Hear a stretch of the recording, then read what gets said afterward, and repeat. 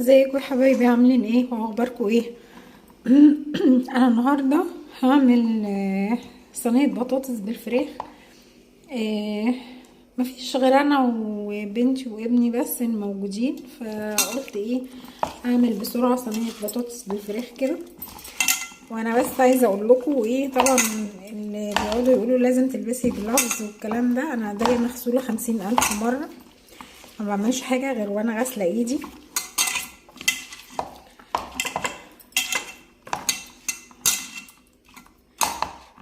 زي ما انتم شايفين كده.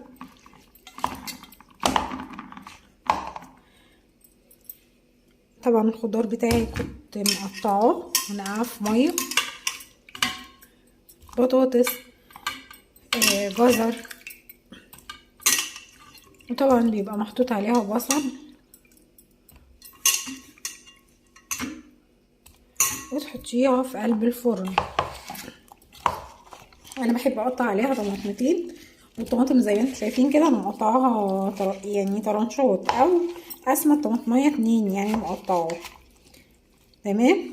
وتحطي عليها ملح وفلفل والبهارات بتاعتك. انا مش هفرض عليكي بهارات معينه تحطيها طبعا. فايه انا بحب قوي احط عليها قرفه، ملح وفلفل وقرفه، وبهارات لحمه كانت موجوده عندي فحطيتها، او السبع بهارات. يعني في حاجه كده اسمها خلطه السبع بهارات، دي بتجيبيها من عند العطار وبتحطي منها نص معلقه او ربع معلقه، يعني صغيره طبعا مش كبيره. في حاجه كمان انا بحب قوي احط لها خل، معلقه خل. معلقه الخل بتخليها تحفه تحفه تحفه. جربوها وقولوا لي هتطلع معاكم ايه. في انا مش عايزه احط فيها قرن فلفل كمان حراق، لان لما بتحطش كمان قرن فلفل حراق بتبقى الفراخ بتبقى تحفه.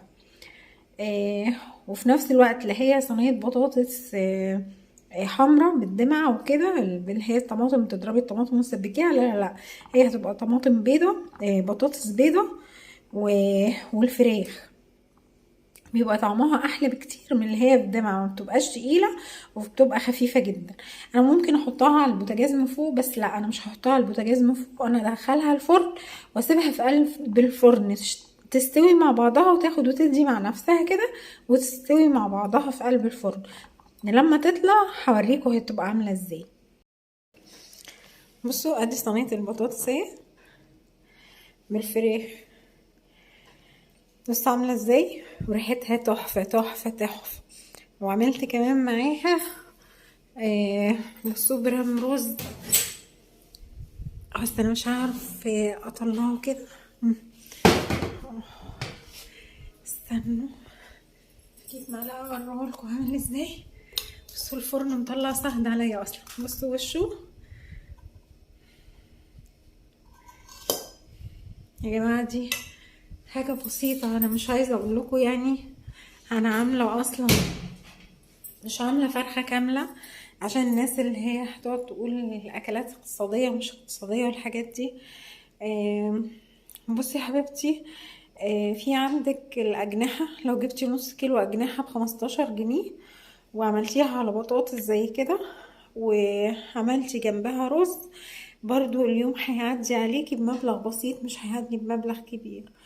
آه، حاولي بقدر الامكان ان انت تشتري حاجتك يعني بالاسبوع. انا بشتري دلوقتي الحاجه بالاسبوع، بحيث ان انا مثلا صرفت في الاسبوع مثلا قد كده 300 400 بالفراخ بالاجنحه بالحاجات دي. وبحاول بقدر الامكان ان انا اقسم الحاجه اللي عندي، بحيث ان كل يوم يبقى فيه. اليوم اللي ما فيهوش بقى زي ما قلت لكم كده، بتعملي عدس، بتعملي بس فول وبدنجان والكلام ده، لا كفايه عليهم فطار الصبح فول وبدنجان او عشاء بالليل.